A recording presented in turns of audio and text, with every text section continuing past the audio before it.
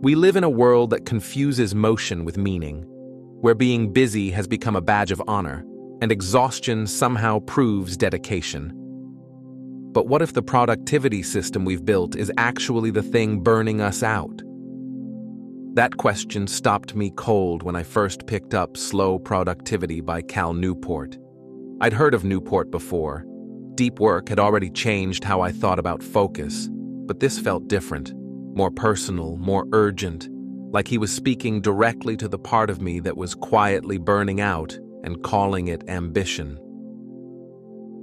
Newport argues that we're living through a modern productivity crisis, not because people are lazy, and not because we lack discipline, but because the way modern work is structured has created something he calls chronic overload, an endless stream of tasks, emails, meetings, and obligations that never really stops. And the more I sat with that idea, the more I realized how true it felt. I'll be honest. When I first saw the title Slow Productivity, I expected something soft, maybe a self-care manifesto dressed up in business language, advice about taking more walks or journaling your feelings.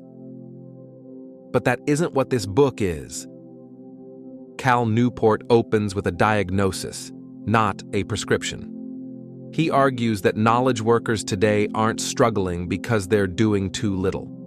They're struggling because the overloaded work culture we've built demands constant activity and mistakes motion for value. And what struck me most was this: Newport isn't blaming individuals. He's pointing at the system itself.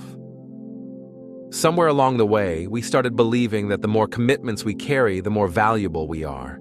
That a packed calendar means we're important. That answering emails faster somehow proves our dedication. But the reality feels very different. We do more and somehow feel like we're accomplishing less. When Newport described that feeling, I felt something unexpected. Relief.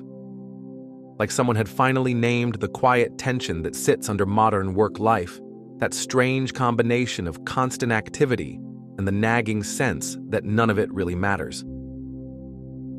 And that's where his core idea begins. At the heart of slow productivity are three deceptively simple principles: do fewer things, work at a natural pace, and obsess over quality. At first glance, those ideas sound almost obvious, but the more I thought about them, the more radical they began to feel.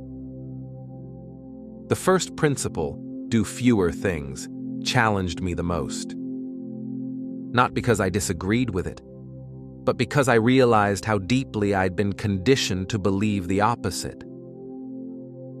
In modern work culture, we treat productivity like a numbers game. More tasks, more meetings, more projects, more output. But Newport argues that when we pile obligation on top of obligation, we don't just get tired. We get shallow. Every additional task divides our attention. Every extra commitment spreads our focus thinner. And eventually, we reach a point where nothing receives the depth it deserves. That's what Newport calls knowledge worker burnout. Not working too hard, working on too many things at once. And when I looked at my own to-do list through that lens, the difference suddenly felt obvious. Working intensely on one meaningful project feels energizing. Juggling 20 half-finished obligations while replying to emails in between feels exhausting. That distinction alone changed the way I think about productivity. The second principle, work at a natural pace, is where Newport's thinking becomes almost philosophical. He looks at the lives of historical thinkers like Darwin, Einstein, and Marie Curie, not to romanticize them, but to point out something surprising. Their greatest work didn't come from constant hustle. It came from rhythm. Periods of intense focus followed by rest, reflection followed by renewed effort, seasons of creativity rather than endless sprints. This builds on Newport's earlier deep work philosophy, but pushes it even further. Because what he suggests here isn't just about focus. It's about sustainability. Modern work culture pushes us to operate at maximum intensity every day, but humans were never designed for that kind of relentless pace. Creative work, meaningful work, needs breathing room. It needs space to think. It needs time for ideas to mature. And once I understood that, something shifted in how I saw my own schedule. Maybe the goal isn't to maximize every hour. Maybe the goal is to protect the hours that matter most. The third principle, obsess over quality, felt like the emotional center of the book. When you reduce your commitments and give yourself time to work deeply, something remarkable happens. You start to care about the work again. Not the appearance of productivity, not the illusion of being busy, but the craft itself. Newport argues that when we focus on producing fewer things, but doing them exceptionally well, we reconnect with something deeply human, the satisfaction of meaningful work. And I think many of us felt that once. Early in our careers, before the meetings multiplied, before the inbox became overwhelming, before productivity became something we performed instead of something we experienced. What slow productivity offers isn't just a new productivity system. It's a different relationship with work. A slower one, but also a deeper one.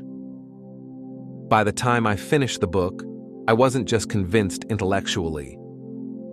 I felt something stronger. Permission.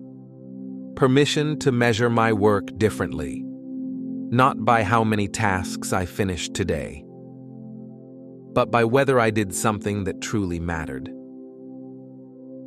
Imagine what your year might look like if you applied even a small part of this philosophy. If you chose depth over volume. If you protected your most creative hours. If you said no a little more often and meant it. If instead of rushing every project out the door, you gave the best ones time to become exceptional. I think life would feel quieter, but strangely more meaningful. Cal Newport has written a book that feels less like a productivity manual and more like a permission slip. Permission to slow down without guilt. Permission to care about the quality of your work more than the optics of being busy. Permission to believe that a sustainable productivity approach, one built around how humans actually think and create, can produce not just better work, but a better life. And once that idea sinks in, it's surprisingly hard to go back to the old way of working. If this idea resonated with you, hit like and subscribe to Well-Read Club. We break down the books that change how we think about work, focus, and life, so you can get the best ideas even if you don't have time to read them all.